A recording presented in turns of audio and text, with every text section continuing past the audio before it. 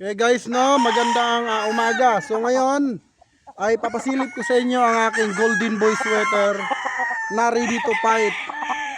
So ito yun guys. Ayan. So tapos ko nang purgahin, tapos nang turukan, then start na po siya ng conditioning. Kita nyo guys. So dito ko na lang kinukondisyon sa area ko. Ayan, kita nyo yung ulo guys. Bandirahan yan bandirahan. Isa po itong EEJ Golden Boy sweater. Kindatan mo nga. Ayan guys, oh. Okay. Ready to fight po ito, mga idol. Ito po ay 2 taon na po. So, guys, kunin nyo na bago natin isalang sa ating raffle. Dahil napakapugi nito. At yung buntot niya pahaba na po. Ayan po. Bandirado, mga idol. Dilaw to, pungkan na pungkan. Ayan po, solid ang katawan, itim po ang kanyang tahid, no? No reservation ulit tayo, no reservation accepted. Napakagwapo. Isang Golden Boy sweater na puso, heart shape. So nag-start ako nung isang araw. Ngayon ay day 3 na ng kanyang conditioning. Naka-platinum na rin. Ayan po, grabe ang gwapo nito guys. Okay, paunahan lang mga idol. 2 years old po ito. Ayan guys, so lamang lang po ito ng 2 susi sa ating mga broodstag. Pure po ito mga idol. Kaya pwede nyo pong gamitin sa breeding season at pwede nyo po ilaban. Ang ganda, ang kinis ng kanyang mga balahibo. Grabe, napakagwapo. Golden Boy, mga idol. At hindi lang po ito ang pinakagwapo dito. Meron pa.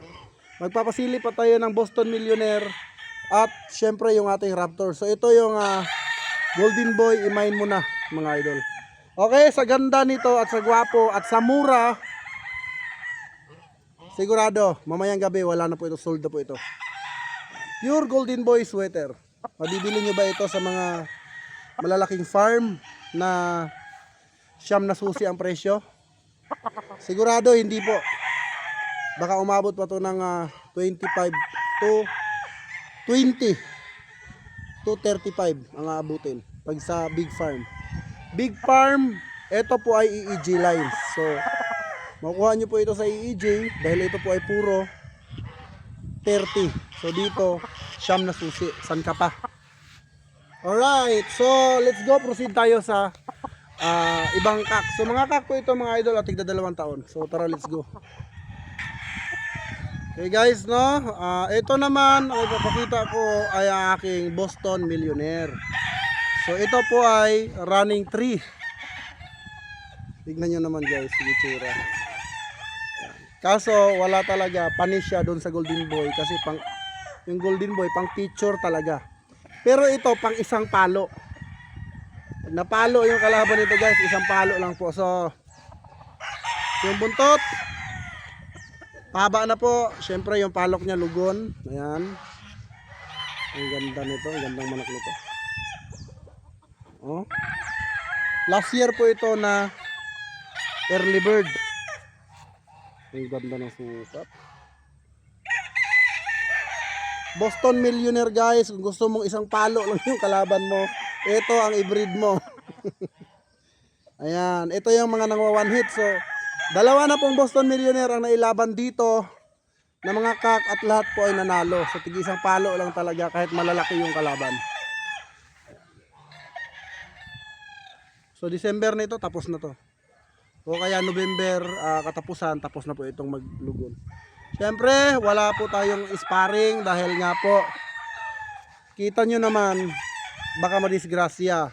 Ang lalakas po mamalo nito. Next, ay ang ating signature line. Guys, ito naman yung aking Raptor. See guys? Ayan o. Early bird po ito, mga idol. Bullstag. Bandirado, guwapo.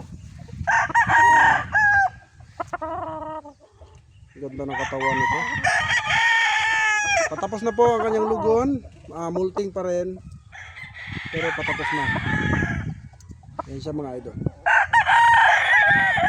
Yan ang aking undefeated or signature na mga broodcock. Grabe yung paa nito, magalaw. Wow naman. Uy! Derby size mga idol.